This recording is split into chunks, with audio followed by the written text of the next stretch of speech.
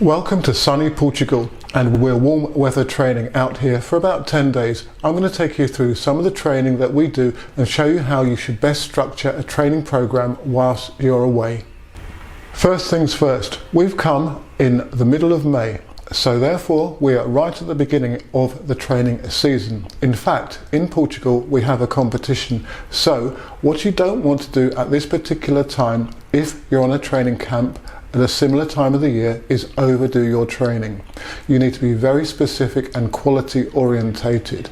You don't want to get carried away and utilize the heat and the fact that you haven't got other distractions to enable you to train too hard. Yes, you want to train hard, but that needs to be smart hard.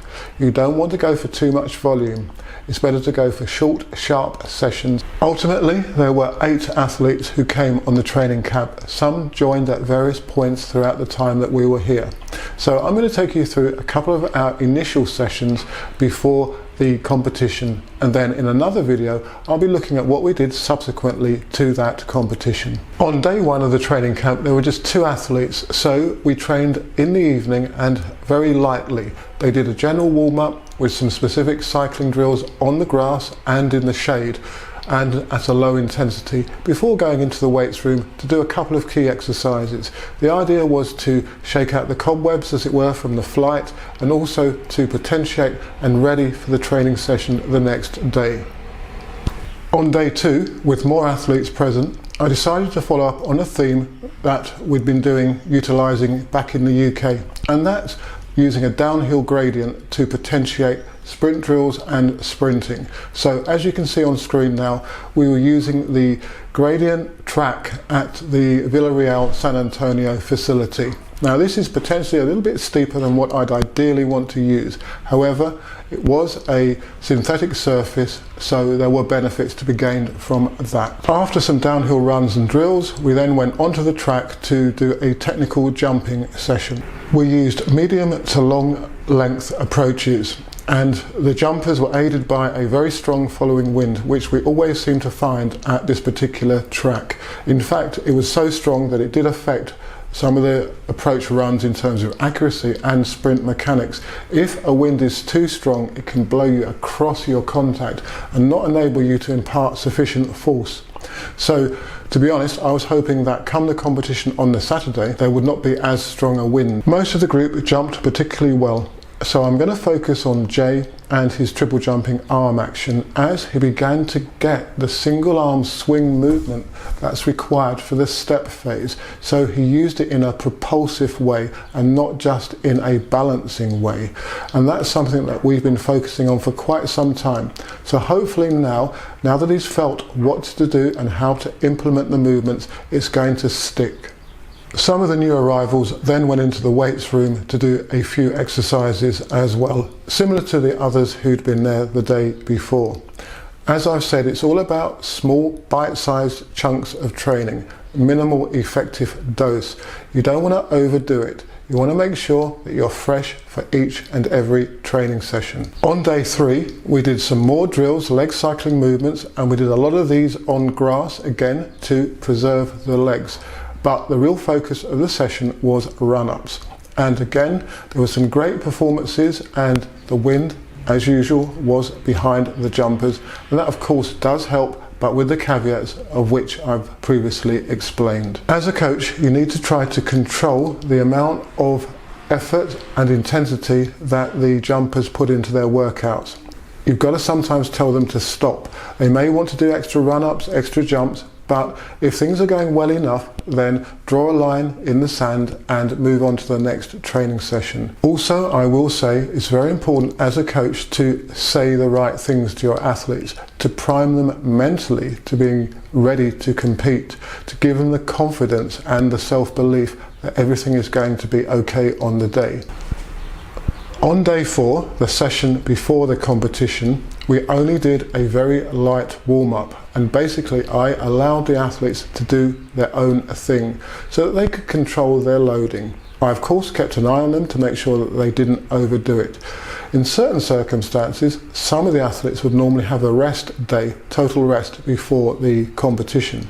However, in this instance, as of course we were away training, they wanted to go to the track and train. But if you want to find out more about the potentiating benefits of weight training, whether you should rest or not, or whether you should do a shakeout, do check out my blog on my Facebook, and that'll give you a lot more information on what you can and may not want to do before a competition.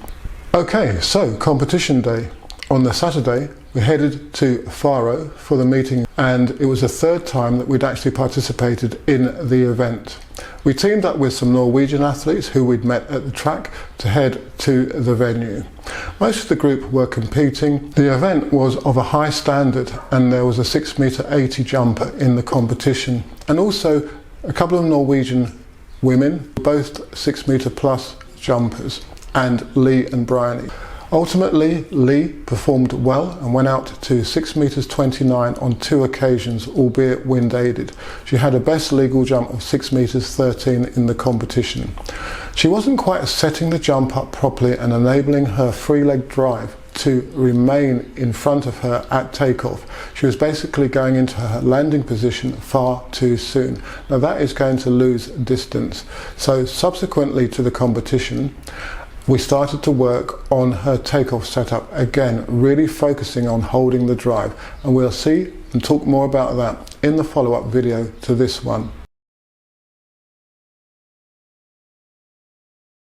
Okay, now let's take a look at triple jumper Courier. Now her competition was held on the back straight, and it wasn't quite so windy on that side. She was using an 18 stride approach. Now I've found that generally triple jumpers don't like to go too far back down the run-up, and they have more difficulty accommodating increased speed, particularly if they haven't trained to be able to withstand that additional velocity. With Courier, she actually jumps better from longer run-ups. That's partly because she's very elastic, but the problem is she doesn't have enough power sometimes to get out of the positions. So with the additional push of the wind and a long approach, she was coming in very, very fast and jumping pretty well. But the step phase in particular, albeit still looking long, was suffering because out of the hop she was losing too much velocity on most of the jumps and collapsing very slightly. And therefore we've got to work more on power, the ability to express force and transition from the hop phase into the step.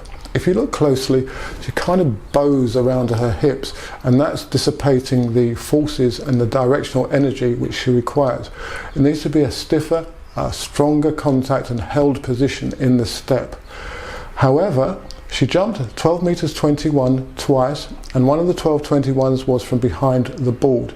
So I'm hoping that in the next few competitions she'll get over the 12.50, 12.60 mark and head towards 13.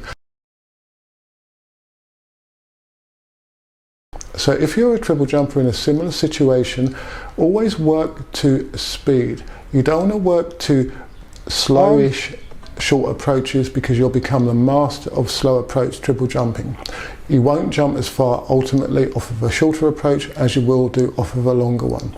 You need to build up the confidence, the power and technique from which to handle the longer approaches. Well, I hope that this overview of our first few days out in Portugal will give you some insight into our training camp and how you can structure yours, and also some insights into technical issues for the long and triple jump. If you've any specific questions on the subject matter of this particular video, or indeed any of my others, then do leave a comment in the section below or through my other social media. Please subscribe to the channel and turn on the bell notification icon so that you'll be made aware of any new content when I upload it. And do also give this video a like, and do feel free to share the content with any of your fellow athletes and coaches, as it will all help the channel develop.